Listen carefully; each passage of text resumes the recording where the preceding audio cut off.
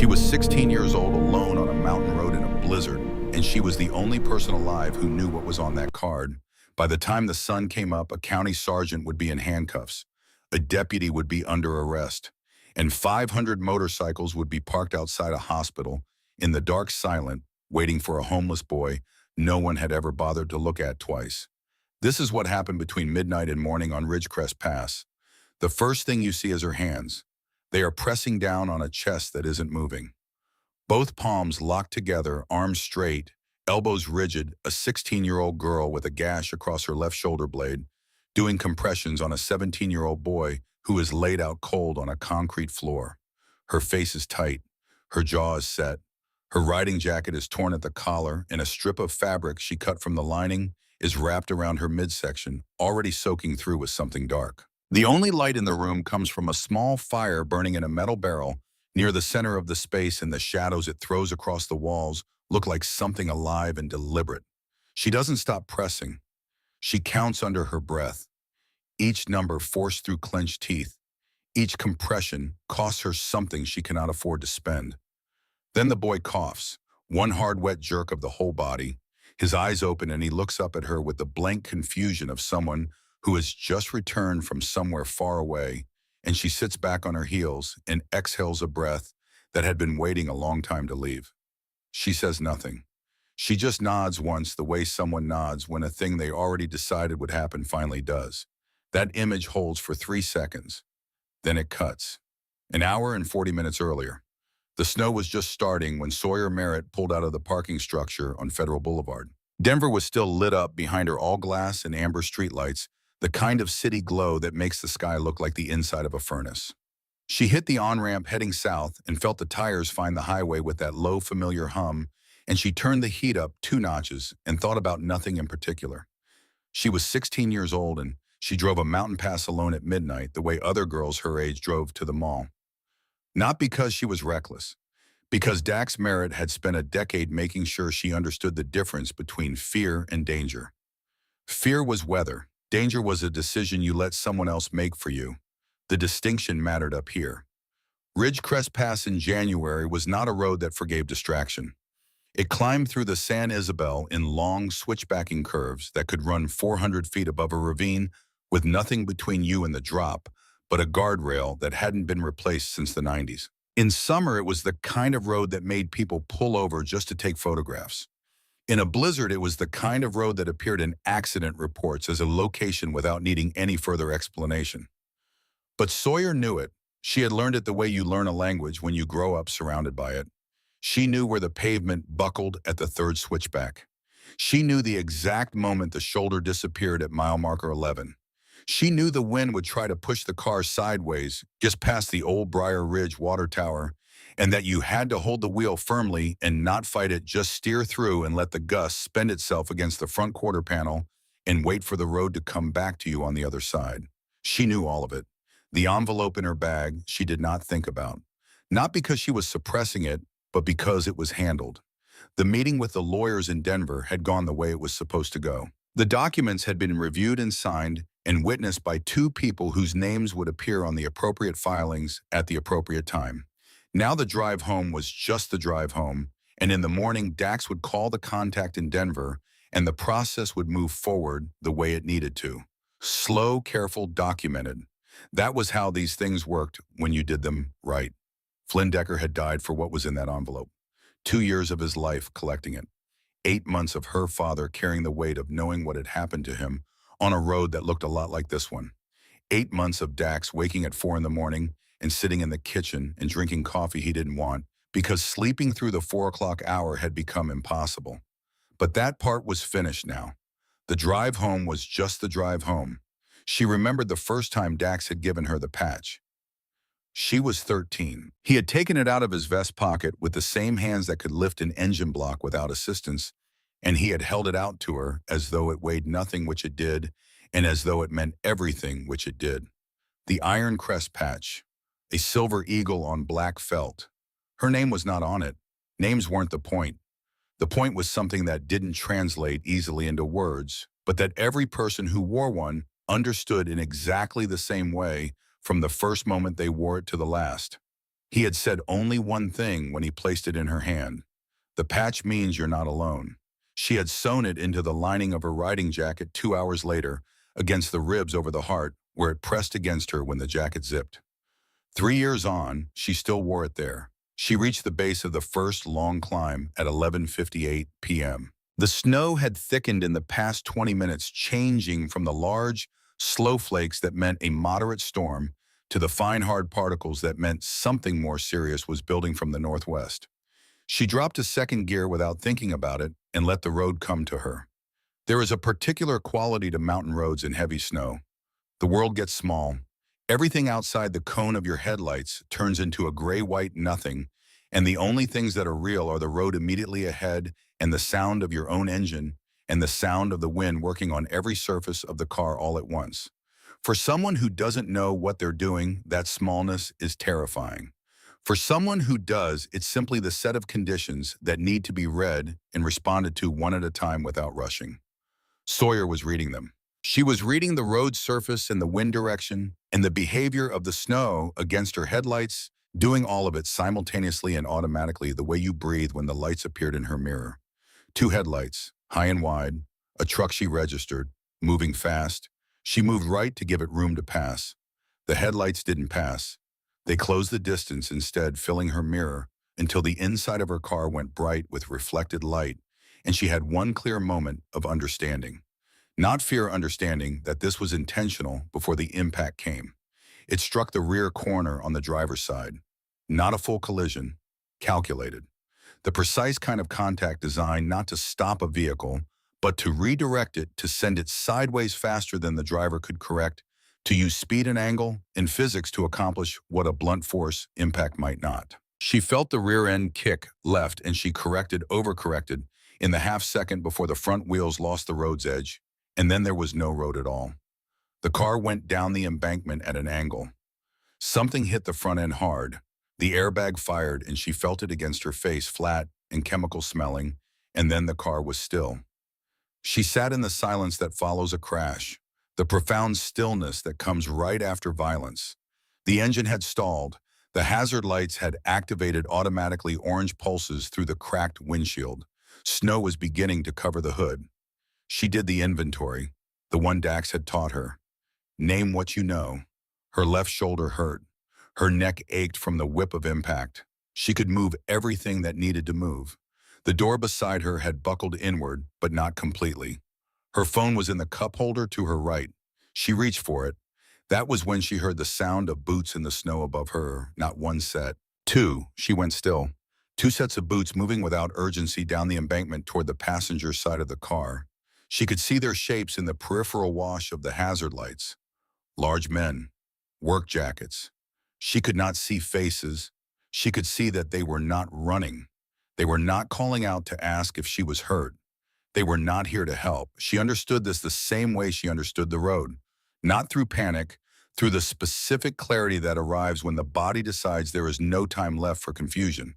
She had perhaps 30 seconds. The phone was already in her hand. She checked signal. Nothing, just as she had expected. She had lost signal a mile back on the climb. But the phone's voice memo application was still open from when she had used it to record notes during the meeting in Denver, and her thumb found the record button before her mind had fully articulated the reason why. She didn't know what she was recording. She didn't know yet if it would matter. She pressed it anyway because she had been taught that when everything else was gone, the one thing you could always do was document.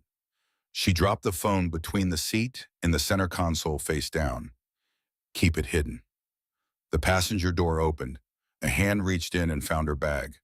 Pulled it out. She did not fight it. One against two, damaged shoulder, no signal, no help coming.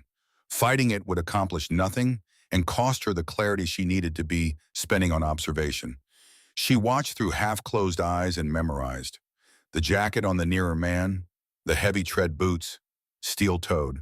The shape of the second man behind the first, slightly taller, standing back like someone watching a road rather than participating in what was happening below it. She heard the taller one say clearly enough to travel through the cracked glass in the wind, "Graves said get the drive and the girl. Don't leave witnesses." The nearer man reached for her door handle. In the 3 seconds before it opened, Sawyer reached down along the inside of the door panel to the place where her left foot rested and found the micro SD card she had transferred the data to before leaving the law office. The lawyers had kept the original drive. She always kept a backup because Dax had taught her that the thing you protect openly is never the thing that matters most. She found the seam of her right boot insole with her fingernail, pressed the card into the toe of the waterproof lining where the foam was thick enough to absorb the shape. Then the door opened and the man's hand closed on her jacket collar. She turned her face away and kept her eyes open and memorized what she could see in the hazard light.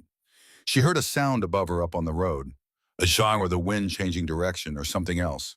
The taller man said something short and urgent. The nearer one dropped her. Her shoulder hit the snow. She heard them go back up the embankment. A vehicle door opened and closed. Tires on packed snow moving away fast. She lay in the snow for 45 seconds. Then she rolled onto her good shoulder and got her knees under her. Name what you know. Mile marker 18 on Ridgecrest Pass. Phone still in the car, still recording. Bag gone. Patch gone, original flash drive in the lawyer's hands in Denver. Micro SD card in her boot. Temperature dropping, no phone signal, left shoulder compromised, and no vehicle coming in either direction. She needed to get up. She got up. She climbed back into the car and retrieved the phone from the console. The recording was still running. She ended it. The auto upload would need signal she didn't have yet, but the file existed now and it was hers. She tucked the phone inside her jacket against her body close to the patch, and she climbed the embankment on her good arm and reached the road and stood in the whiteout. She looked north. She looked south. She started walking south. She did not know yet that Colt Hadley was 60 yards behind her. He had been sheltering in the recessed doorway of an old concrete road survey box, the kind of utility structure built decades ago, and forgotten since using a piece of corrugated metal he had found to break the wind. He had been doing what he had spent the past 8 months learning to do on this pass. He had been waiting out the night. Colt Hadley was 17 years old. He had learned Ridgecrest Pass the way Sawyer had learned it, except the version he learned had nothing to do with headlights or timing or the behavior of a vehicle in mountain weather. His version was about where the wind came from and which sections of the road created natural windbreaks and how long you could stay still in a given temperature before still became the same thing as dangerous. He knew the road because it had been the only road available to him since October, when the Briar Ridge Group foster home had become a place he could no longer be in, and he had walked sections of it nearly every day looking for work at the highway maintenance depot 3 miles north. He had heard the crash. He stayed put for 30 seconds. Trouble on a mountain road at night had a way of becoming trouble that included you if you weren't careful, and Colt had learned to measure the shape of something before he stepped into it. Then he heard a sound beneath the wind. Not a cry exactly, the sound a person makes when they are trying not to make a sound. He ran. The snow erased distance the way it always did. One moment there was nothing ahead but white, and then there was a figure on the road upright but moving wrong. Left arm held tight against the body. Steps that were too deliberate for someone who was not hurt. He called out. She stopped. He came alongside her, and the hazard lights from the car below were still blinking orange through the embankment, and in their light he could see her face. She was looking at him the way you look at something you have not yet decided about. Clear-eyed. Assessing.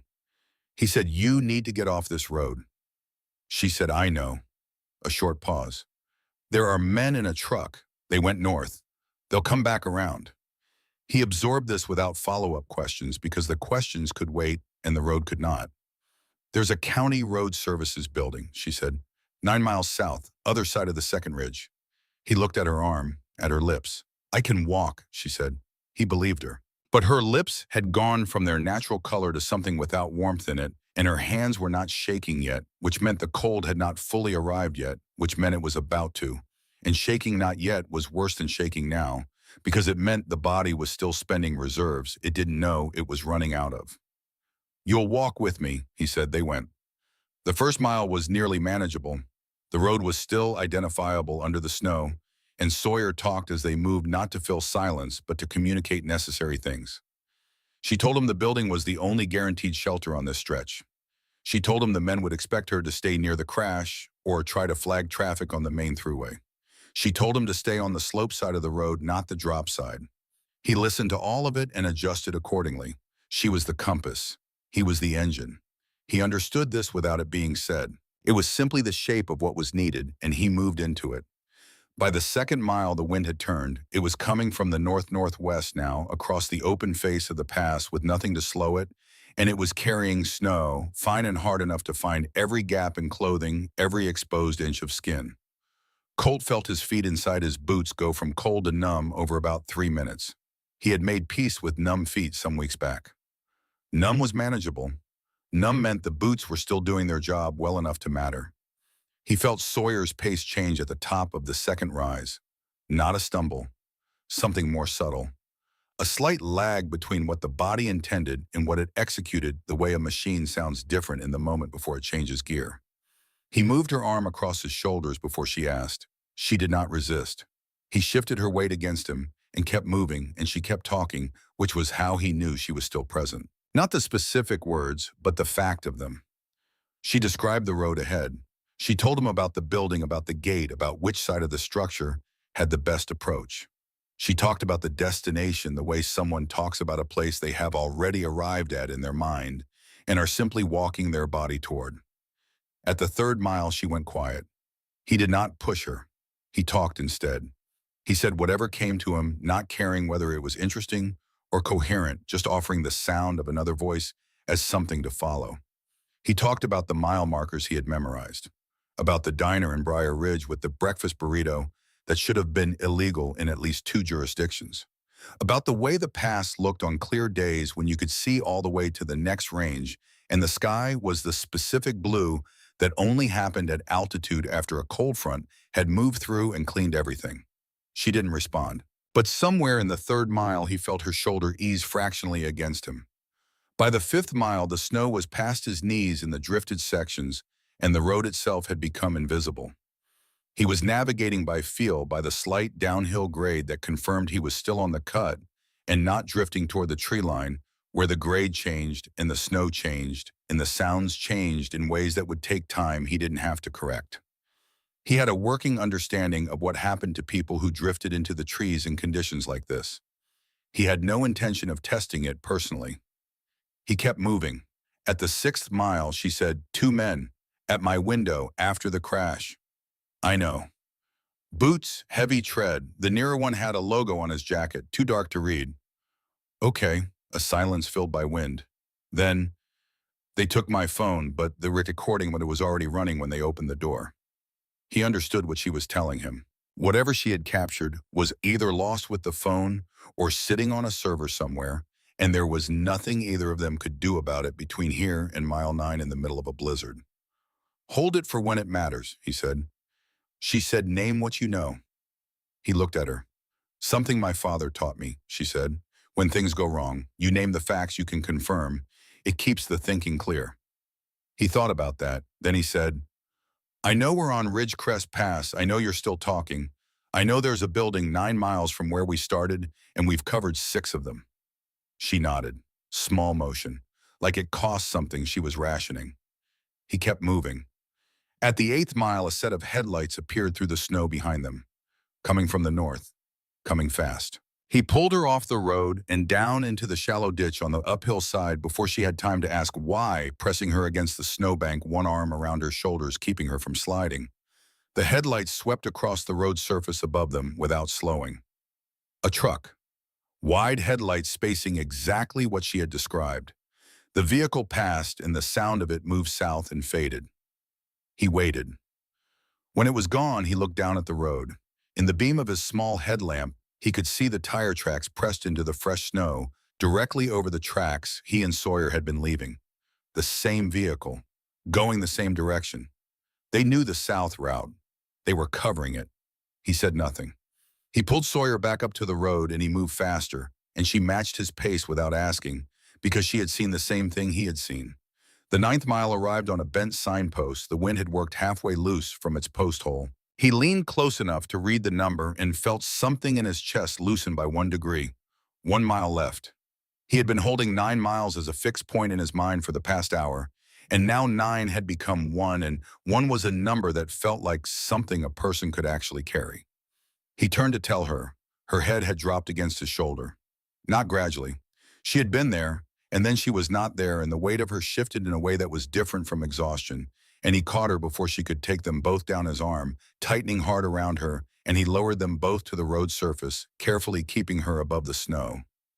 He said her name. Nothing. He said it again. Her lips were the color of ash. Her lashes had ice on them. He pressed his face close enough to feel her breath. It was there, barely.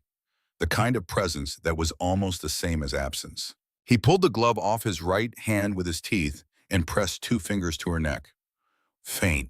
And then between one heartbeat and the next, it simply was not there. He did not panic. Panic was weather. He had made his choice about panic the same way he made his choice about most things in advance as a policy, because policies didn't break down under pressure the way decisions made in the moment could. He tilted her chin back. He sealed his mouth over hers and gave her 2 slow breaths. He positioned both palms over her sternum and began compressions. Straight arms, full weight, the rhythm the shelter instructor had drilled until it became automatic. He counted under his breath. 1, 2, 3. The snow packed against his knees. The wind hit him from the front like something personal. He did not stop. At 20 compressions, he breathed for her again. Somewhere ahead, through the white-out headlights, appeared. Moving upward through the pass, multiple sets. Too many to count in the conditions. He watched them over the motion of his compressions and raised his arm and waved until his shoulder screamed, and the lights kept coming, but they did not slow. They swept past him one after another, the wind of the last vehicle slapping him across the face like a reprimand. He dropped his arm. He breathed for her again. He pressed both palms down and counted. Then she coughed. It was the worst sound he had ever heard, and simultaneously the best sound he had ever heard. Small and wet and ragged and unmistakably, stubbornly, defiantly alive. Her whole body moved with it, and he had her against his chest before the cough finished her face against his jacket, his arms around her because her temperature was still dropping, and the ground was still cold, and he was still 1 mile from the only shelter either of them had. He got to his feet. He did not know how.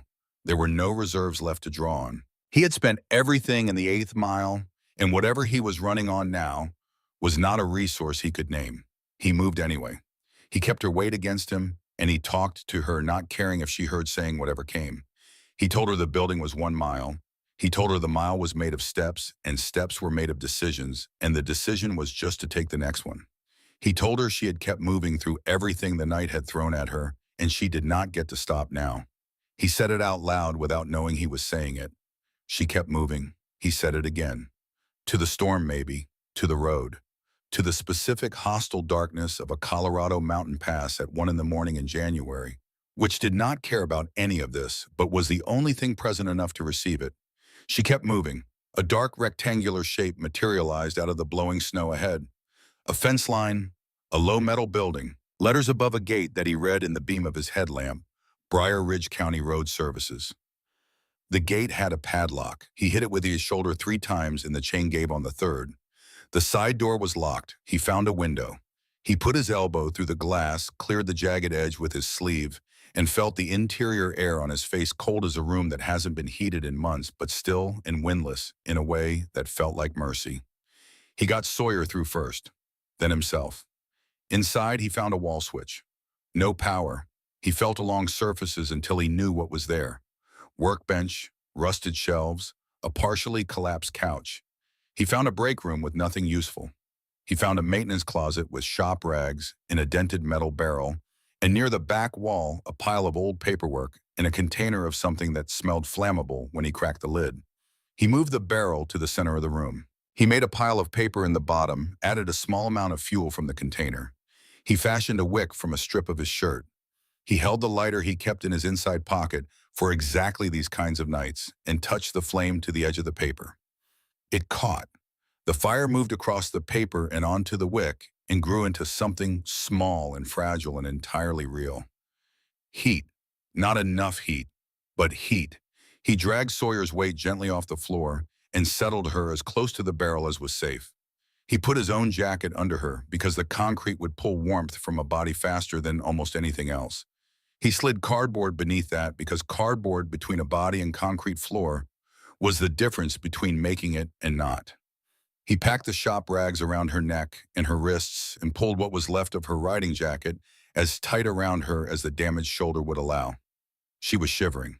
Shivering was fight. Shivering meant her body was still trying to help itself.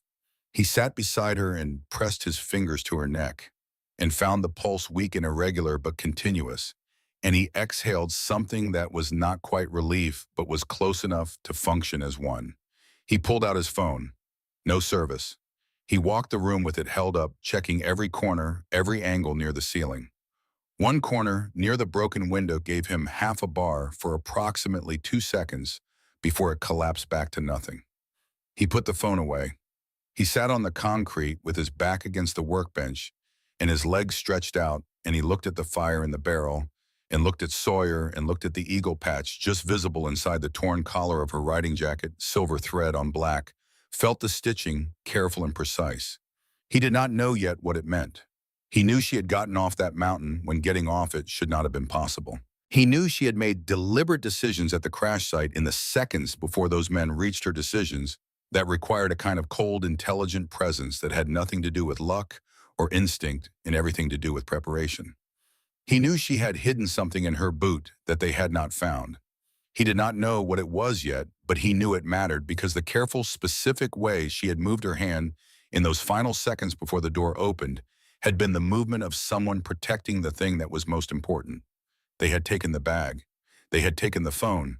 They had taken the patch. They had not gotten whatever was in her boot. He fed another sheet of paper into the barrel and watched the fire take it. Outside, the storm hit the building in waves, and then the knocking came. 3 impacts against the side door. Evenly spaced, deliberate, the precise rhythm of someone who was not trying to force entry but to announce presence. To let the people inside know that waiting was no longer a viable strategy. Colt went still. The knocking came again, same interval. The patience in it was worse than urgency would have been. A voice came through the metal door, muffled but clear enough. "Open up. We know you're in there." Across the room, Sawyer's eyes opened. She did not make a sound. She looked at Colt across the firelit space, and what he saw on her face was not fear. It was the same thing he had seen when she told him to stay on the slope side of the road. A mind that had encountered a new set of conditions and was already working through them. Her hand found his sleeve. She pulled him down to her level and put her mouth close to his ear. The voice outside said, "It's freezing. We're here to help." Sawyer said very quietly, "Name what you know." The fire burned in the barrel. Neither of them moved. Help didn't sound like that. Colt knew what help sounded like. He had heard it exactly twice in the past 8 months. Once from a woman at the county food bank who gave him a second container without being asked and did not make eye contact in the particular careful way of people who want to preserve a stranger's dignity. Once from a retired highway worker named Gerald, who had let him sleep in an equipment shed for 3 nights during the October cold snap and left a thermos of coffee outside the door each morning without knocking. Help had a quality to it, an absence of patience, because patience implied waiting for something, and real help didn't wait for conditions to be right before arriving. The voice outside was patient. That was the defining thing about it. 3 measured knocks, and then the offer, and then silence, like someone who had already surveyed the space and decided that urgency was not the argument they wanted to make tonight.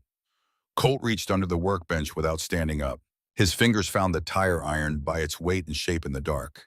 He picked it up and stood. Sawyer was watching him. He held up 2 fingers. She nodded once. She had already counted the voices. The knocking came again, same rhythm, same interval, and then a different sound on the far side of the room. Softer. The broken window, someone testing the frame from outside. Colt moved before he had fully formed the decision. He positioned himself between Sawyer and the pale rectangle of the window opening, keeping low using the shelf line as cover. He planted his feet on the concrete and held the tire iron and breathed through his nose and waited. A gloved hand appeared on the sill, then a second hand. A shape climbed through, hood low scarf pulled across the face so only the eyes showed dark clothing, and he dropped into the room with the practiced quiet of someone who had entered spaces this way before. Before his feet had fully settled, he had a flashlight out and the beam was moving across the room. It found Sawyer first. The man set into something at his collar, Found her, not relief, not concern, confirmation. The word of someone crossing an item off a list. Colt stepped out of the shadow and swung. The tire iron caught the man's forearm. The flashlight flew and spun across the concrete, throwing rotating circles of light across the walls, and in those wild, sweeping flashes, Colt took stock. The man was larger than he had appeared coming through the window. He recovered from the impact, quickly rolling it off his arm, the way someone rolls off contact that has happened to them before, and what he pulled from inside his jacket was not what Colt had been bracing for. It was a phone, pale blue case, scuffed at the corners. Sawyer's phone. The man held it up, palm out. Relax, returning lost property. Colt did not lower the tire iron. He looked at the man's boots. Heavy tread, steel-toed. The second man came through the window while they were still positioned. Taller than the first, broader, a heavy beard, and the weather-flushed complexion of someone who spent a great deal of time outdoors doing things that required physical effort. He landed harder than the first and immediately began scanning the room with the economical thoroughness of someone who had done this kind of work before and knew what to look for. The scarfed man spread his hands in a gesture of openness that didn't reach his eyes. We got a call. She's injured. We can take her somewhere warm. Colt said nothing. The man took one step forward, and the firelight from the barrel caught his face above the scarf, and Sawyer spoke, not loud, just clear. His name is Reardon Slade. The room went still. Slade's eyes cut to her, and something moved behind them that was not friendliness and not surprise. The particular expression of a man who has been named in a room where being named means something specific. She's confused, he said. She's been hypothermic for hours. She doesn't know what she's saying. Sawyer looked directly at him. You were at my car window. After the crash, I heard you talking. I know your voice. Slade's jaw shifted. The bearded man Pruitt glanced toward the side door, one glance measuring distance. Colt moved before either of them could complete their calculations. He drove the tire iron low and hard into Pruitt's shin. The pain response was immediate and genuine, and Pruitt folded sideways into the shelving, and tools clattered off the edge and rang on the concrete like a series of small bells. Slade came at Colt from the left, and Colt caught him across the forearm with the tire iron and shoved, and Slade hit the wall and came back faster than expected and drove a fist into Colt's ribs on the right side. The pain was extraordinary. Air left in a way that didn't feel voluntary. Colt did not go down. He converted the pain into forward motion and grabbed the flashlight off the floor and drove the hard edge of the housing into Slade's face. Slade hissed and turned away. And then the barrel moved.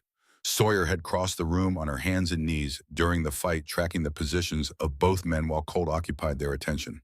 She put both palms against the metal barrel and pushed with everything her shoulder and her cracked ribs would allow.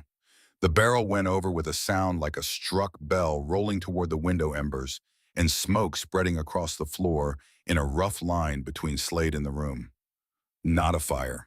A wall of smoke and scattered heat that neither man wanted to step through, and in the 3 seconds that bought them, Colt had Sawyer up and they were moving toward the far end of the room. She was the compass. He was the engine. The rolling garage door was frozen in its track. He found a crowbar on the floor and jammed it under the bottom lip and pried, and the door groaned and ice fractured along the frame, and a gap opened at the bottom. He dropped to his knees and pushed her through first and followed, and the cold of the exterior hit them like a wall they had forgotten was waiting. He got them upright and across the yard and through the broken gate and out to the road, and the night was open in all directions. Headlights appeared at the far end of the road. Not one set, multiple, spreading across the road surface in a way that was not the movement of traffic, but the deliberate geometry of people establishing positions. A truck slid into place across the exit. Behind it, 2 more vehicles spacing themselves with the precision of a practiced maneuver. They were boxed in. Behind them, the sound of Slade dropping from the broken window into the yard. Deputy Breckenvale climbed out of the lead truck. He moved the way men move when they consider the space they occupy to be theirs by right. County jacket, badge catching the headlight beam. He swept his flashlight over the scene in front of him, and the expression on his face was not the expression of someone encountering an unexpected situation. It was the expression of someone arriving at a place he had already scripted. He stood in the snow as if the blizzard were beneath his notice and said in a tone so conversational it had its own particular menace, "Sawyer Merritt, we've been looking for you." Her name first, her full name. Not, "Are you hurt?" Not, "What happened?" Her name spoken as the opening line of a script that had already been written. Sawyer's hand tightened on Colt's arm. He felt her feel the same thing he felt. Vale's light moved to the tire iron in Colt's hand. "Put it down," he said. Colt set it down in the snow carefully. A tool on the ground was still a tool. Slade and Pruitt drifted into position at angles behind them. The geometry was complete. They had done this before, all three of them, and they knew where to stand. Vale approached Sawyer and took her arm with the professional firmness of someone who expected compliance to be automatic. She let him take her arm, and in that moment of contact, she turned her face toward the far end of the road where a single headlight had appeared from the north. Then a second beside it, then three more. The sound of engines, multiple and distinct, rolling up through the pass from a direction that implied a great deal of organized movement. Vale registered the lights and his grip tightened. "In the truck," he said to Slade. "Now." Sawyer went where she was directed. She got into the back of the truck, and the door closed, and Colt heard the lock engage, and the tinted glass took her away. Vale turned to Colt. "You're going to tell me what you found and where you found it," he said. "Right now, while this is still a conversation." Colt kept his eyes on the truck door. "She needs a hospital. Fractured ribs, hypothermia." She stopped breathing on the road. Vale's expression remained unchanged. "She's warm. She's fine. What did you take from the— I mean, she is not fine. She needs— What did you take from the car?" From inside the truck came a sound, oineon. Not a cry, something deliberate. A fist hitting glass. Once, twice, and then Sawyer's voice muffled by the steel and tinting, but unmistakable in its character, not pleading, communicating, saying something specific at a volume calculated to carry through the door. Colt could not make out the words, but he could see her face in the narrow gap where the window tinting was thinnest, and she was not looking at the door she was hitting. She was looking at the window surface. She was using something to mark it. He didn't understand yet what she was doing. 43 miles south and east of Ridgecrest Pass, at the edge of a diner parking lot off Route 9, Dax Merritt sat on his motorcycle with his phone pressed to his ear and the call going to voicemail for the fourth consecutive time. He ended the call. He sat very still with his hands on the tank and the engine cooling beneath him and the snow coming down in the parking lot lights in the particular way it came down when a serious storm was fully settled and in no hurry to move on. He had known Sawyer's route. He had helped her plan it. Denver to Ridgecrest to Briar Ridge, a route she had made a dozen times, a route that in reasonable conditions took an hour 20 from the city, and in bad conditions took longer, and in conditions like tonight's took however long it took, because Sawyer Merritt knew that road and would not rush it. She had called him from the lawyer's office parking structure at 11:35 and said she was leaving and she would call when she was through the pass. It was now 12:47. Dax was not a man who talked himself out of things he already understood.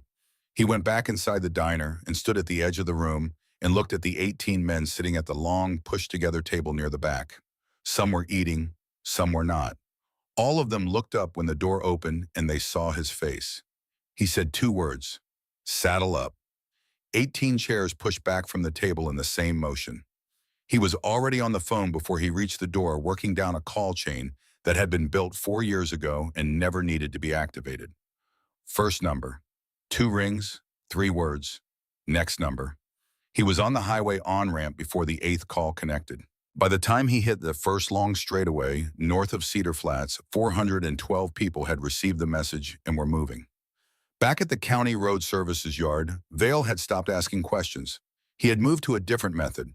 He had put Colt against the hood of the truck, face down on cold metal, and was letting the position make its own argument while he talked into his radio with the voice reserved for official communications. Colt turned his head sideways and breathed in thought. He was thinking about the moment Sawyer had let Vale take her arm. Not the resignation of it, the deliberateness. She had made a calculation in the 2 seconds between understanding she was going into that truck and actually going into it, and the calculation had produced a decision, and the decision had involved something she was now doing inside the vehicle that he couldn't see. He was still working through this when Slade came around the side of the truck. The search was professional in its efficiency and completely wrong in its execution because the hands that went through Colt's jacket were looking for something specific, not conducting a genuine security check, and they went directly to the lining of the left interior panel with the confidence of someone who had put something there and needed to confirm it was still in place. The pouch appeared in Slade's hand. Colt had never seen it before. He had no idea how it had gotten into his jacket, but he knew with complete certainty that it had arrived there while Vale had him pinned to the hood and while the snow was falling and while everyone's attention was on the truck that held Sawyer. Slade unzipped it slowly, inside a pale blue phone, and beneath it folded in a clear plastic sleeve a patch, Silver Eagle on black felt. Vale turned toward the growing line of headlights that had stacked up at the north end of the road. The bike line had grown from 5 to 20 to something he could no longer count individually. He held the pouch up where every camera pointed at him could see it. "Recovered stolen property from the suspect," he said. Colt raised his head. "That's not mine." "Your jacket," Vale said. He did not look at Colt when he said it. He was watching the cameras. "I've never seen it before today." "Your jacket," Vale said again. Same two words, same measured tone. Repetition as substitution for evidence. One of the bikers near the front of the line had his phone held horizontally steady recording without commentary. 2 rows back a second phone was up. Farther along the line someone clicked on a supplemental light that washed Vale's badge number in sharp white. They had been recording since before they stopped. And then the lead bike went quiet. The rider dismounted. He moved through the snow with the unhurried deliberateness of a large man who understands that speed has never been his most persuasive attribute. He was broad across the shoulders in a way that came from decades of physical work. His hair was dark gray, shaved close at the sides, pushed back from a face that was all angles and weather. His beard was white and long, reaching his chest, and the cold had put ice crystals in it that caught the headlights of the vehicles behind him. Both arms were covered from shoulder to wrist in ink so dense that in the low light it read as a single dark sleeve, and he wore his vest with no shirt beneath it because the temperature was a condition he acknowledged and did not negotiate with. He walked to within 20 feet of the truck and stopped. He looked at Colt first. He examined him with the complete attention of someone making an inventory. The blood on the forearm, the torn shoulder of the jacket. The particular way Colt was holding himself protective of the right side where the ribs had taken the impact. Then he looked at the truck. From inside it, a fist hit the glass, and then Sawyer's voice came through, muffled by steel and tinting, but shaped with a precision that carried through all of it, not crying out, reciting. Numbers and words, structured and deliberate, the kind of communication that was designed to be understood even through obstruction. Colt heard it now. She was reading Vale's badge number through the glass. The number she had memorized and scratched into the condensation with the edge of her seatbelt buckle before anyone outside the truck realized what the sound of movement in it meant. Dax Merritt stopped in front of Vale. He looked at him for a long moment without speaking. Then he said, "Open the door." Vale said, "Sir, she's being transported to the hospital. She's receiving care. I need you to step back from the open the door." Oh, 2 words. No louder than the first time, but different in a way that was not about volume. A voice from the middle of the bike line. "Name your badge number for the camera, deputy." Vale did not respond. Another voice, different position. "What's the legal basis for detaining the juvenile?" No response. Vale was doing math. Colt could see it from the hood. The way his eyes moved across the line of bikes, counting lenses, calculating what had been captured and what had not, trying to find the version of this story that he could still write. Dax watched him calculate. He let it go on exactly long enough to make clear he had seen it. Then he looked at Colt. "What's your name?" he said. Colt said Colt Hadley. Dax nodded once. "Colt, did you carry my daughter off that mountain?" "Yes." "Did you take anything from her?" "No." "Did you hurt her?" "No." A pause. "She stopped breathing at mile 9. I did CPR for about 4 minutes. She came back." Something moved across Dax's face that was not meant to be seen by anyone watching. He closed it off in less than a second, and what replaced it was the controlled stillness of a man who has decided that the most important thing is to finish the task in front of him before he allows himself to feel anything else. He turned back to the truck. "Deputy," he said. "Last time." Vale's jaw moved, and then a new set of headlights appeared from the south. A state police SUV pushing up through the blizzard with its light bar running. Vale's posture shifted. The shift of someone who has just been handed what they think is a useful tool. Trooper Desmond Webb climbed out. He read the scene in the practiced way of someone trained to identify disorder quickly, and what he read slowed his approach. Too many bikes, a county deputy with a juvenile pinned to the hood of his truck. Two other men positioned at angles that didn't fit the implied story. A fist still striking the interior of the vehicle. Webb looked at Vale. "What's the situation?" "Suspect detained," Vale said. "Minor female located. Civilian interference with an active scene." Webb looked at Colt, at the blood, at the ribs, at the posture. "Let him up," Webb said. "He's detained. He needs medical attention. Let him up, deputy." Vale held the pressure for one long second, then eased. Colt pushed off the hood and stood. His ribs fired on the first full breath. He kept his expression level. Webb looked at Dax. Dax said, "My daughter is in that vehicle. She's injured. That boy." He did not point at Slade. He simply moved his gaze toward him and let the directions speak. "Planted items in this kid's jacket while the deputy had him pinned. We have it recorded. 3 different angles." Webb looked at Slade. Slade spread his hands. "County Road Services. We responded to a property alarm. Your name," a pause. "Reardon Slade." Something shifted in Webb's posture. Small and controlled, but Colt caught it. The shift of someone who has heard a name in an unexpected context and is connecting it to a context where it belongs. Webb looked at Vale. He looked at the truck.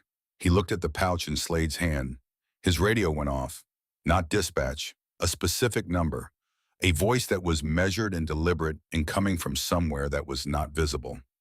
Sergeant Theron Graves. Colt did not know the name yet. He would know it very well by morning.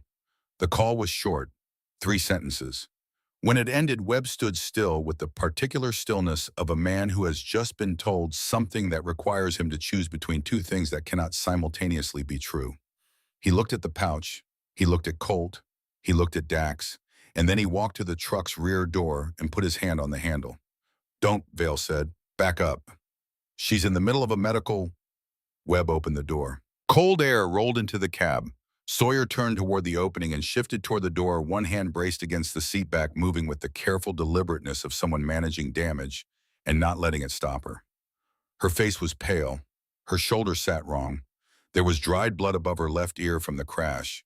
But her eyes were clear, and they went past Webb directly to Dax. And what moved between them in that moment did not need language to carry its full weight. She said, "Dad." Dax covered the distance in 2 strides. He caught her under the arms as she came out of the truck and pulled her against his chest in a single motion. One hand at her shoulder, one hand at the back of her head, assessing damage with the hands of a man who has repaired enough things to know what broken feels like before he can see it. She winced hard when his hand passed over her right side. He felt it and went still. "Here," she said quietly. "Right side, maybe 2 ribs." He adjusted his hold without releasing her. "They framed Colt," she said. Slade put the pouch in his jacket while Vale had him on the hood. "Check the video." A breath. And check my boot." Dax's eyes moved to Vale.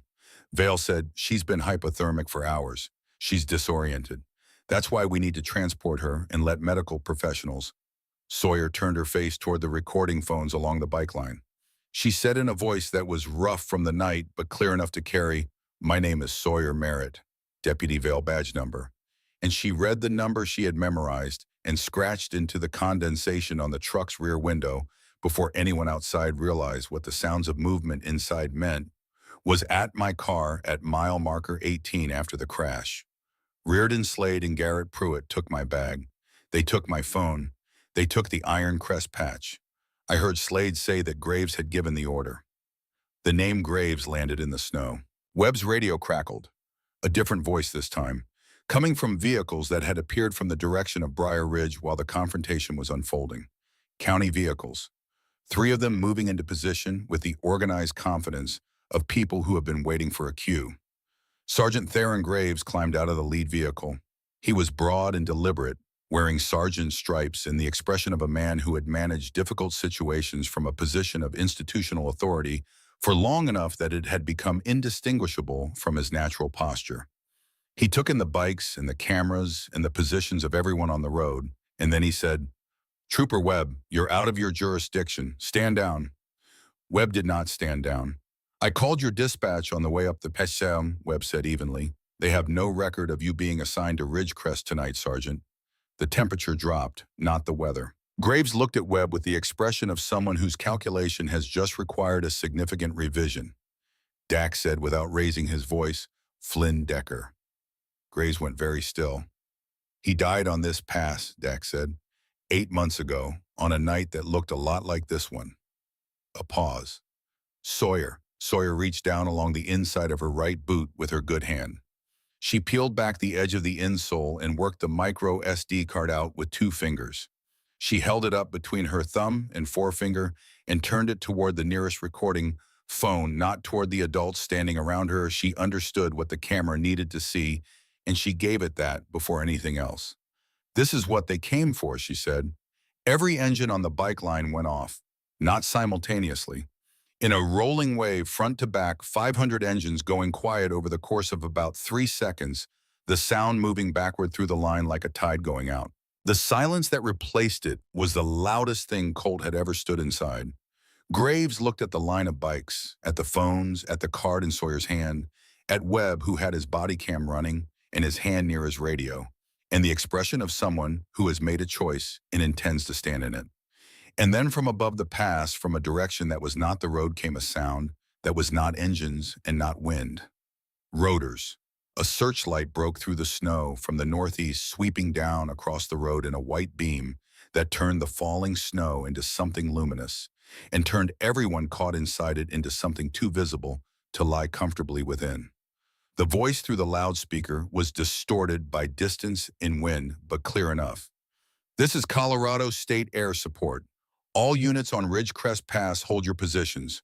Do not move any individual or any evidence. Identify yourselves." Vale's hand dropped away from his radio. Slade took one step backward. Pruitt looked at the helicopter and at Graves and at the 500 silent bikes, and his face had the look of a man who has been running arithmetic in his head and has arrived at an answer he does not want but cannot dispute. Graves stood in the searchlight with the expression of a man who has run out of road. Sawyer looked at the light, then she looked at Colt standing beside the truck with broken ribs and a forearm wrapped in cloth and blood dried on his face, and she held the micro SD card up one more time. Not for the cameras, for him. She had carried it through the crash and the 9 miles and the 2 men and the fire and the fight and the CPR and all the dark. She had made the decision to hide it in the 3 seconds between seeing those headlights accelerate toward her from behind and the moment of impact. She had kept that decision through every moment since, through everything the night had been, and now she was holding it up in a helicopter searchlight on a Colorado mountain pass at 2:30 in the morning, and the card was intact, and the file was on it, and they had not gotten it. Colt looked at the card. He looked at her. "That was in your boot the whole time," he said. "The whole time," she said. Above them, the helicopter held position. The snow kept falling. The engine stayed silent. And Theron Graves stood in the white beam of the state's light and understood with the particular clarity of a man who has run completely out of moves that the night had not ended the way he had planned. Dax kept his hand at the back of Sawyer's head and did not look at any of it. He was looking at his daughter. The searchlight did not move. It held the road in a circle of white that made everything inside it visible and everything outside it irrelevant. And for a moment that stretched past its natural length, nobody on Ridgecrest Pass did anything at all. The snow fell through the beam and turned silver. The wind kept working. The helicopter held its position with the patience of something that had fuel to burn and no conflicting obligations. Then Lieutenant Petra Holt's voice came through the loudspeaker again. "Sergeant Graves, step away from the state vehicle." Graves did not step away. He stood in the light with his hands at his sides and his jaw set and the expression of a man attempting to determine how much damage control was still possible. He had been building this county for 11 years. Carefully, the way you build something you intend to outlast you. Vale was his. The vehicles positioned behind him were his. The story he had driven up here to finish writing was supposed to have been his by now. He looked at the micro SD card in Sawyer's hand. He looked at it the way you look at a small object that has somehow become the largest thing in the room. Trooper Webb took one step sideways and placed his body between Graves and Sawyer without drawing and without raising his voice. Just movement. Just position. Everything he needed to say expressed in the single choice of where he chose to stand. Graves looked at him. "Webb," he said. One word carrying the full architecture of what it was intended to carry. Rank, history, the long-standing arrangement between county and state in Briar Ridge that most people had stopped noticing was an arrangement rather than a law. Webb said, "Body cam's been running since I came up the pass, Sergeant. Continuous." A beat of silence. "Mine died," Vale said. "I know," Webb said. "We'll pull the data card when it comes in for service. See exactly when it died and what was recorded before it did." Vale said nothing. The helicopter descended 200 more feet, and the searchlight expanded to cover not just the central cluster of figures, but the county vehicles behind Graves and the positions of Slade and Pruitt, both of whom had been moving in the direction of the tree line on the south side of the road in the incremental way of men, considering whether darkness was worth the attempt. A second voice came over the loudspeaker. Different cadence. Someone reading from notes. "Reardon Slade, Garrett Pruitt, you are visible to state air support. Do not move." Slade stopped moving. Pruitt looked up at the helicopter with the expression of a man who has spent years depending on the absence of witnesses and is now confronting what their presence actually costs. Dax had not moved. He was still holding the Sawyer against his chest. One hand at her ribs, one hand at the back of her head, and he was looking at Graves with the look of a man who has been trying to understand something for a long time and has finally in this specific moment seen it completely. He said Flynn Decker left his daughter a letter. Graves's eyes shifted. "He wrote it 2 weeks before he died," Dax said. "He wrote it because he understood that something was going to happen on a road like this one, and he wanted a record somewhere that couldn't be confiscated or burned or lost in a filing system that someone controlled. The lawyers in Denver have a copy, his daughter has a copy, and the Colorado Attorney General's office received a copy by certified mail 6 weeks ago." The wind moved through the silence between words. "The flash drive in Sawyer's bag," Dax said. "The one your men took at the crash site. That was the original file. 3 years of financial records. 71 transactions. Names, dates, amounts." He paused. "Including yours." Graves's hand moved toward his belt. Every phone on the bike line tracked the motion in real time. He stopped. Webb said quietly, "Don't." Graves looked at the cameras, at the helicopter, at the 500 bikes lining the road in both directions, at Sawyer, who was still holding the micro SD card, and looking at him with the clear-eyed directness she had used to look at Slade in a dark building, which was the same directness she had used to look at everything all night, which was the directness of someone who has been taught that seeing clearly is the first and most essential form of protection. He looked at Colt standing beside the truck with cracked ribs and a forearm wrapped in torn cloth and blood dried on his face, who looked back at him with the steadiness of someone who has already been through the worst part and is simply waiting for the rest to resolve itself. Graves looked at all of it. Then he looked at Vale. Vale looked back. Something passed between them in that look. Not a plan. The end of one.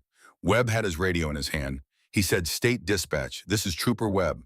I need 2 additional units at Ridgecrest, marker 18, and I need county affairs, contact on the line. I have a county sergeant and a county deputy whose accounts of tonight's events are materially inconsistent with physical evidence and with multiple civilian recordings." He paused. "I also need EMS for 2 juveniles, one with rib fractures and hypothermia, one with shoulder separation and possible concussion." Static. Then, "Copy Webb, units en route. EMS is 20 minutes out." Vale's mouth tightened. He looked at Colt, at the truck, at the pouch still in Slade's hand.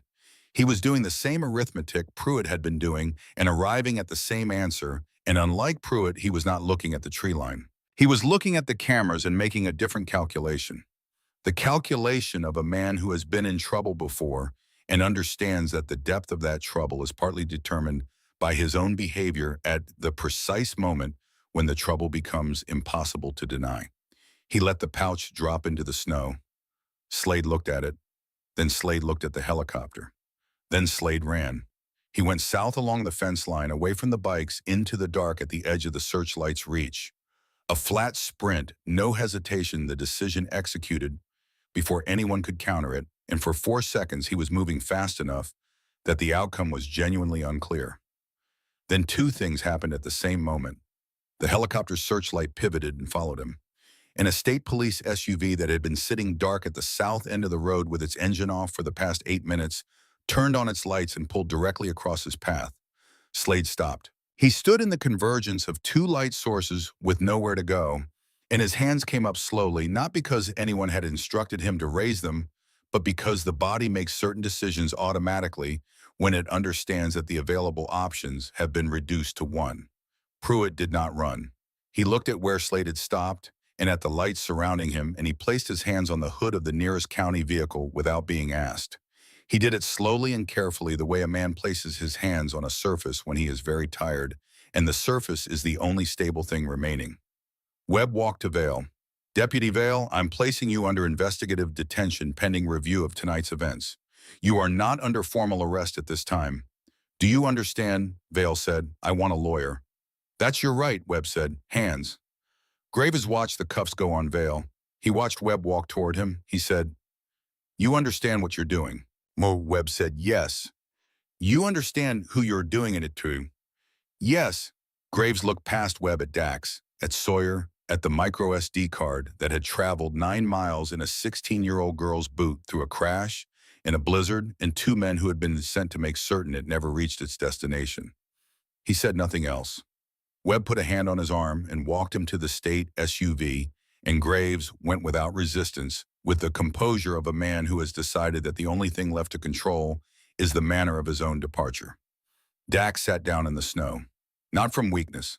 He lowered himself until he was sitting with his back against the side of the truck and Sawyer against his chest and his arms around her, and he let the rest of the night proceed around him while he held his daughter and breathed.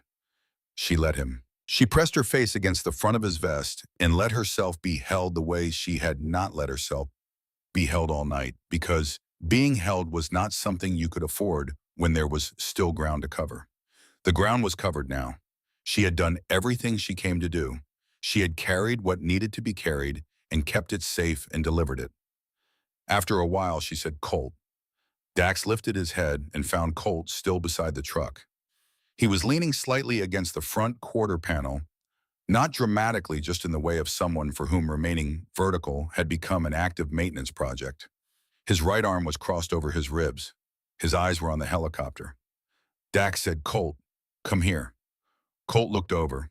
He pushed off from the truck and walked over and stood in the snow, and Dax looked him over the way he had looked him over when he first arrived. The forearm, the ribs, the jacket that had kept none of the cold out.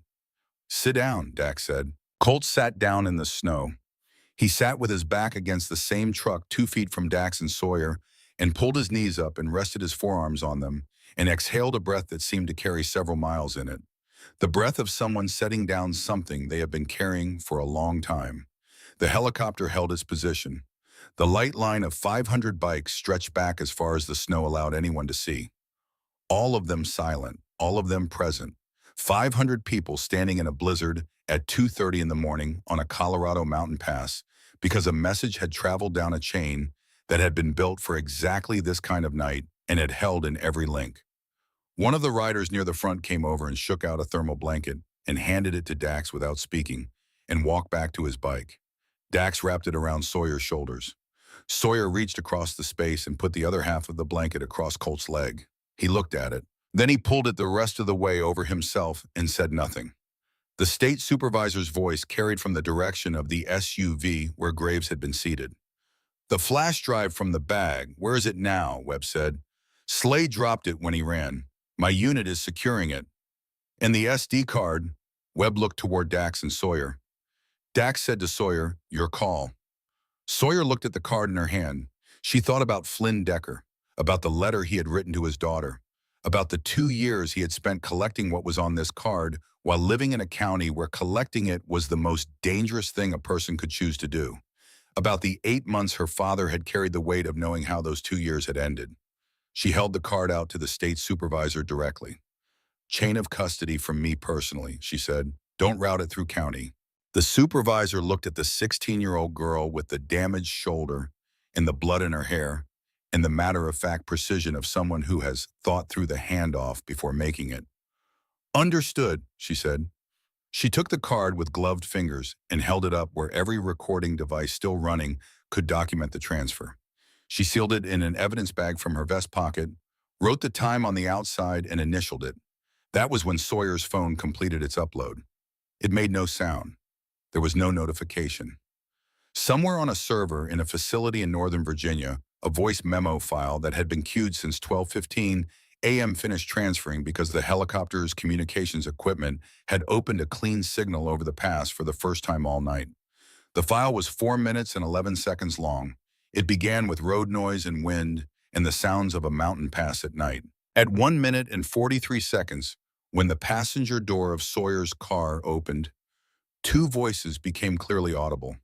The conversation they had in the hearing of a phone Sawyer had placed face down in the center console before they reached her covered enough ground to serve as a confession that no one had intended to give. The key sentence came near the end from Pruitt when Slade mentioned the name of Flynn Decker.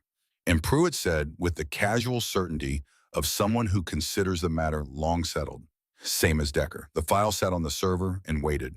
It would wait until morning when the lawyer in Denver would find it in the backup account and sit very still with his coffee going cold beside his keyboard before picking up his phone. But the file existed now.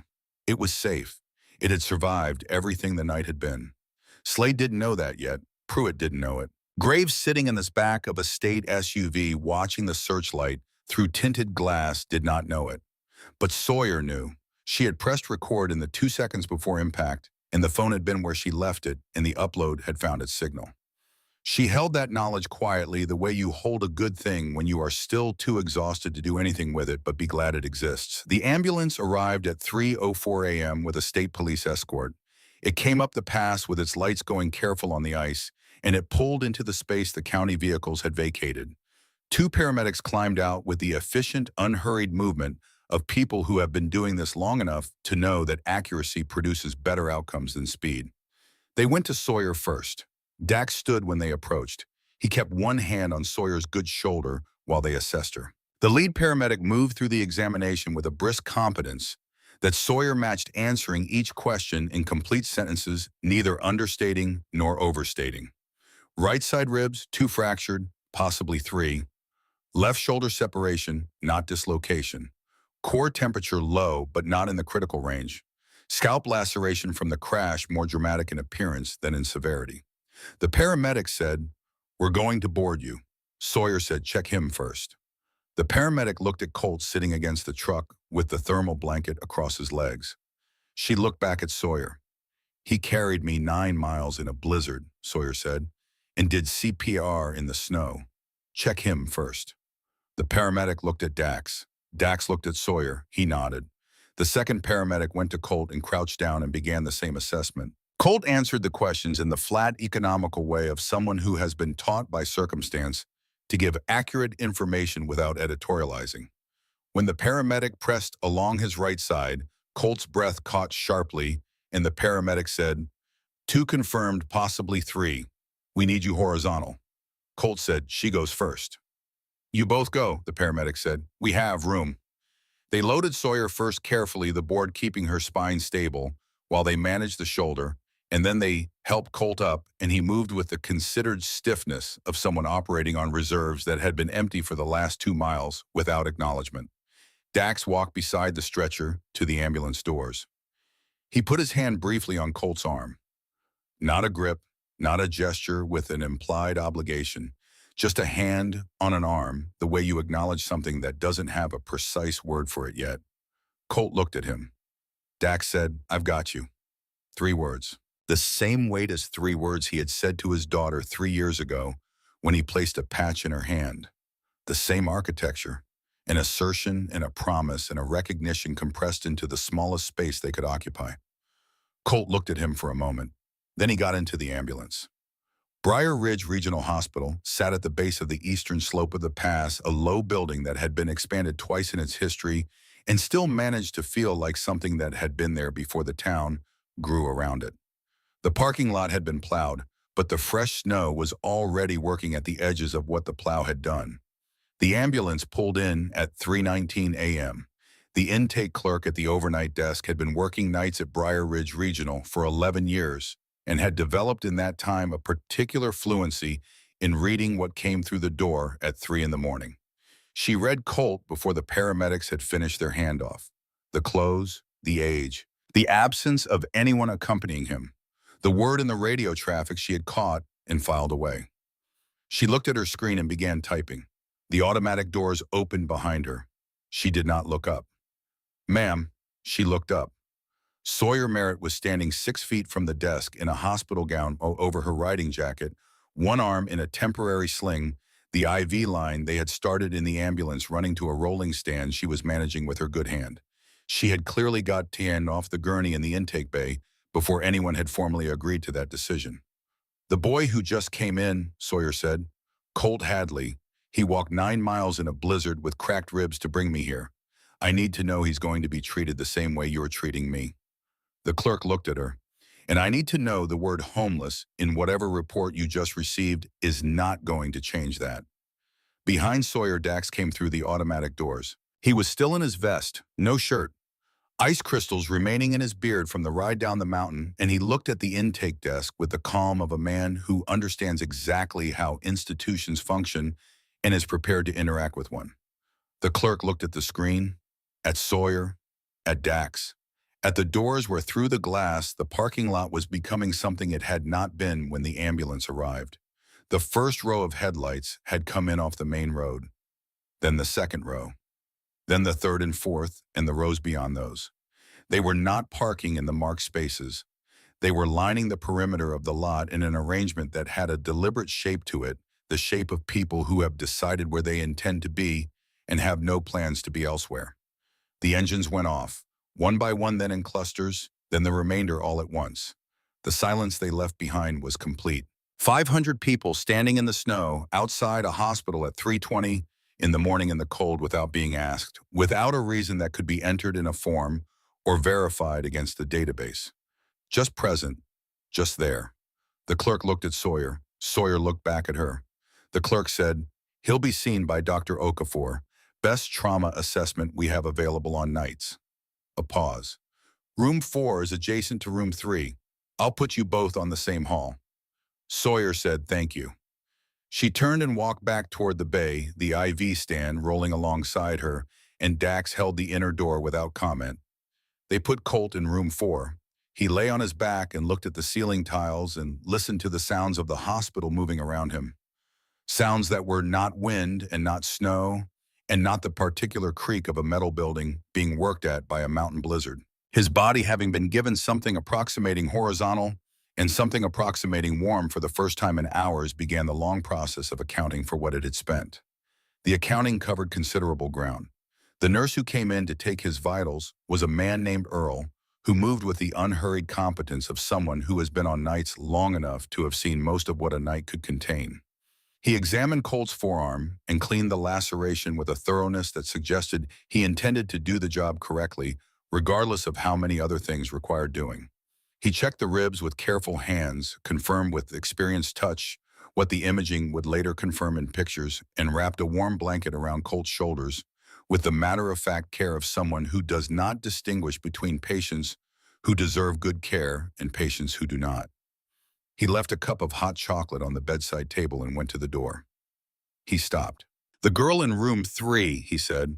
"She asked me to tell you the ribs will heal." Colt looked at him. "Her exact words," Earl said. He went out. Colt looked at the ceiling. He was thinking about the tire iron in the snow, about the fire in the barrel, about Sawyer's hands pressing down on his chest when he opened his eyes on the concrete floor and found her there doing the work of keeping someone alive with the same methodical calm she had brought to everything else. He was thinking about the moment she held the micro SD card up toward the recording phone, rather than toward the adults who could have taken it and managed it and made it part of a process she didn't control, because she understood what the camera needed to see and she gave it that before she gave anything else. The door opened. Sawyer came in with the IV stand and the sling and the careful movement of someone managing two damaged things simultaneously. She moved the chair to the side of his bed and sat in it and looked at him in the way you look at someone after a very long night when the looking itself is sufficient and words are things you can take your time getting to. He said, "You should be horizontal." She said, "I will be." A silence settled over the room that was not uncomfortable. The hospital moved around them, carts and voices and the low persistent sounds of a building doing its work. She said, "When they put me in the truck, I used the seatbelt buckle on the window." He said, "I know, I heard you reading the badge number. I needed the cameras to have it." She looked at her good hand. It was the only thing I could do from in there. It worked. It worked because people were recording. She looked at the window. 100 people in a parking lot in a blizzard at 3 in the morning. Your father called them. He called the first 18, she said. They called the rest. A pause. That's what the chain is for. He built it because he knew that someday there would be a night where having it would matter more than the cost of maintaining it. Colt said, he built it for a night like Flynn Decker's. Sawyer looked at him. Yes, she said, except tonight it was different. How? Because tonight someone was there from the beginning. She met his eyes. At the car, before anyone else got there, before the chain was even activated. She let that sit for a moment. You were just there. He said nothing. She said, I heard you say it on the road. I don't think you knew I heard, but I did. He looked at the window. She kept moving, she said. You said it like it was true before it was true, like you were saying it to make it true. He turned back to look at her. It was already true, he said. You just needed something to follow. She looked at him for a moment that did not require filling. Then she said, the recording, on my phone. What about it? I pressed record on purpose. She said it simply without drama. Not by accident. I had 2 seconds between seeing the lights come up fast behind me and the impact, and I used them to press record because my dad taught me that the truth doesn't protect itself. You have to build a structure around it, or it gets replaced by something easier to believe. She paused. I didn't know if the upload would complete. I didn't know if the phone would survive being in Slade's pocket. I didn't know any of it. I just made the decision, and then I had to wait for it to matter. Colt thought about the weight of carrying a decision through 9 miles and 2 fights and CPR and a metal building and a sheriff's hood and all the rest of it, not knowing if the decision would prove to have been worth making. He said it mattered. It mattered, she agreed. The door opened. Dax came in without knocking, which was not discourtesy but the particular spatial confidence of someone for whom rooms had never been meaningful barriers. He looked at Sawyer in the chair and at Colt in the bed and pulled the second chair to the other side of the room and sat in it. He said to Sawyer, Dr. Okafor wants you back in room 3. She said, I know. He said, 5 minutes. She almost smiled. Dax reached into his vest pocket and placed 3 folded pieces of paper on the bedside table beside the hot chocolate. He placed them carefully side by side, and then he sat back. Colt looked at them. Top one is a housing placement, Dax said. A room, private, in Briar Ridge, paid through the spring. A pause. Second is a lawyer, not connected to the club, not connected to this county. She handles juvenile records and emancipation proceedings. She's already been contacted tonight. Another pause. Third is a social worker, works from the state office in Denver. She doesn't know Graves. She doesn't know Vale. She has no connections to anyone in Briar Ridge County. Colt looked at the papers. He did not reach for them. Dax said, you're not owing anything. You're not joining anything. Colt said, then what is it? Dax looked at him with the directness of a man who does not waste the kind of word that carries the most weight. My daughter is alive, he said, because you did not walk away when walking away was the easier choice. Colt looked at the ceiling. After a moment, he said, I almost did walk away before I heard her. But you didn't. No. That's the whole thing, Dax said. Right there. A silence fell over the room that had the quality of something that did not need to be extended or concluded. The kind of silence that occurs when the necessary things have been said and both parties understand that adding to them would cost more than it would contribute. Sawyer stood up. She moved to the bedside table and put her good hand over the 3 papers and slid them toward Colt until they rested against his arm. She said she kept moving. He looked at her. "That's what I want to tell you," she said. "You kept saying it on the road, and I want you to know that it worked both ways." She held his eyes. "You kept moving too, the whole way." He did not answer immediately. When he did, his voice was not entirely level. "Yeah," he said, "we both did." She looked at him for a moment that didn't need anything added to it. Then she picked up the IV stand and walked to the door and went back to room 3. Dax sat in the chair for a while after she left. He was not a man who talked to fill quiet. He sat in it and let it be what it was, which was the end of a very long night and the uncertain beginning of whatever came after it. After a while, he said, "Graves is in county lockup. Vale and Slade are state custody pending formal charges. The lawyers in Denver have the SD card files as of 6 this morning. The Attorney General's office confirmed receipt before 7. Colt said Pruitt started talking before they got him through the intake door. Dax's voice carried no satisfaction, just a flat inventory of facts. He knew about Flynn Decker. They all knew about Decker. Colt was quiet. Flynn was thorough, Dax said. 71 transactions, 3 years. Every name that needed to be there is there. He looked at the window where the gray early light was beginning to make itself known at the edges of the dark. Commissioner Aldrich Moss is under investigation as of this morning. That's a name we didn't have 3 days ago. Colt said nothing. Dax reached into his vest pocket again and placed the iron crest patch on the bedside table beside the papers. Black felt, silver eagle. The stitching careful and precise, the thread bright even in the low hospital light. He set it there and did not explain it and did not look at Colt when he placed it. He simply stood in the way large men stand when they are done sitting all at once, and he put his hand on the door frame as he passed through it. He went down the hall to room 3. He sat in the chair beside his daughter's bed and looked at her face, which was the face it had always been, which was the face he had known since the morning she arrived in the world, and looked at him with the same clear-eyed directness she had directed at Slade in a dark building 2 hours after a crash that should have taken her off the board entirely. He looked at her and thought about all of it without saying any of it out loud because there was no one in the room who needed it said. She was asleep. He sat beside her and let her sleep. Outside, the morning came in across the Rockies the way it always came without regard for what the night had contained, the sky lightening from the east in a gradient from black to purple to the thin cold orange that appeared along the ridge line in the minutes before the sun cleared it. The snow had stopped. The parking lot of Briar Ridge Regional Hospital held its arrangement of motorcycles in the gathering light chrome and dark steel and the patient cold of engines that had been run hard all night and then left to rest. None of the riders had left. They stood or sat beside their bikes without complaint, without visible organization, without any announced intention regarding how long they planned to remain. Some had coffee from a drive-through run 2 riders had made. Some were talking quietly. Most were simply present in the way that presence becomes its own statement when it is sustained long enough by enough people. A night shift nurse came outside to get something from her car and stopped when she reached the door and looked at the lot. She stood for a long moment with her keys in her hand. Then she went back inside and said to the overnight charge nurse, who had also not yet gone home, "You need to see the parking lot." The charge nurse went to the window and looked. She was quiet for a while. Then she said, "Make sure rooms 3 and 4 have breakfast trays when the kitchen opens." In room 4, Colt Hadley was still looking at the ceiling. He had been looking at it since Earl left, and it gave him nothing in return, which was its purpose.